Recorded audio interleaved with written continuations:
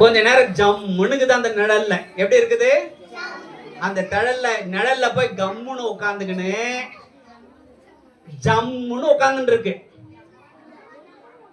நல்லா கவனிங்க. அந்த நிழல் கொஞ்ச நேரம் பொறுத்து லைட்டா அசையுது.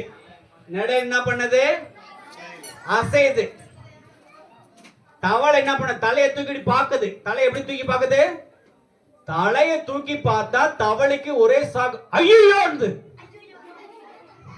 தவளை என்ன பண்ணுது? ஏன்பா தவளை எல்லாம் அப்படி கத்துமான்னு கேட்க கூடாது. அது பாஷையில அது ஐயோன்னு சத்தமா பேசு, கத்துது.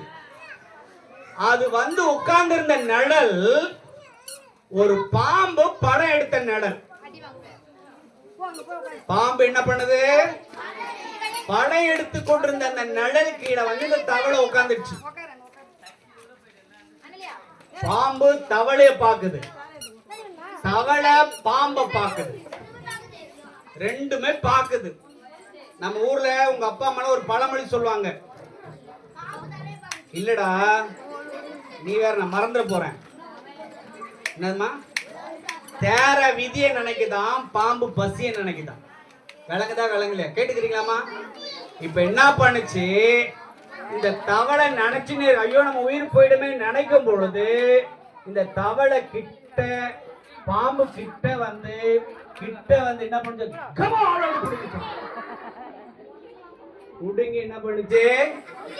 டமால் முழுங்கிடுச்சு. நல்லா கவனிங்க பிள்ளைங்களா, பெற்றோர்களே. இந்த உலகத்துல இருக்கிற எந்த ஒரு நிழல், பாதுகாப்பு என்று சொல்லப்படுகிற நிழல் வந்து நிரந்தரம் அல்ல. ஏசப்பா தான் மனிதர்களுக்கு பாதுகாப்பான நிழலா இருக்கிறாரு. அந்த நிழலுக்குள்ளாக ஏசப்பாக்குள்ள வருகிறவர்களை அவர் அரணான கோட்டையா இருந்து பாதுகாத்து இம்மையிலும் மறுமையிலும் ஆசீர்வதிப்பார். அதுக்காக தான் ஏசப்பா இந்த உலகத்தில் நம்ம போல மனுஷனா வந்து கல்வாரி சிலுவையில ரத்தம் சிந்தி மரித்து, ஏசப்பா 3ஆம் நாள் உயிரோடு எழுந்து, என்னை விசுவாசிக்கிறவர்கள் மரித்தாலும் பிழைப்பார்கள், நானே அவங்களுக்கு வழியா இருக்கிறேன், சத்தியமா இருக்கிறேன், ஜீவனமா இருக்கேன்னு சொல்லி தன் ஜீவனையே கொடுத்து ஏசப்பா நம்ம மேல அன்பு வச்சிருக்கிறார். இந்த உண்மையான ஏசப்பா தருகிற நிழல் வேண்டுமா? உண்மை இல்லாத ஒரு நிழல் வேண்டுமா? நல்லா கவனிங்க.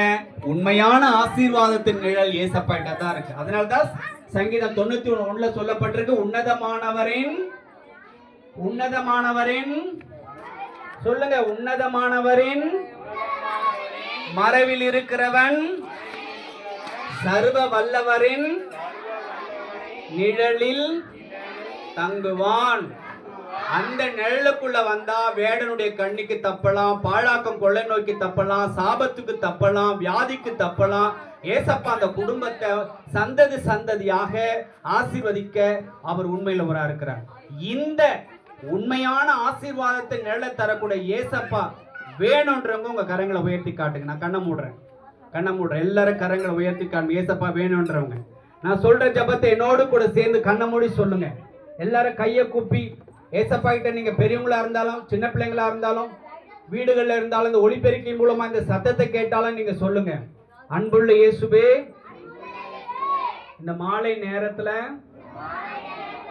உம்மை என் சொந்த தெய்வமாக ஏற்றுக்கொள்ளுகிறேன். ஏசப்பா, உங்களுடைய திரு ரத்தத்தினால என் பாவங்களை நீக்கி என்னை சுத்திகரியும். நீர் இன்று முதல் என்னுடைய தெய்வம், நான் ஏற்றுக்கொள்கிறேன். உங்களுடைய நிழலில் வந்து வாசம் செய்கிறேன்.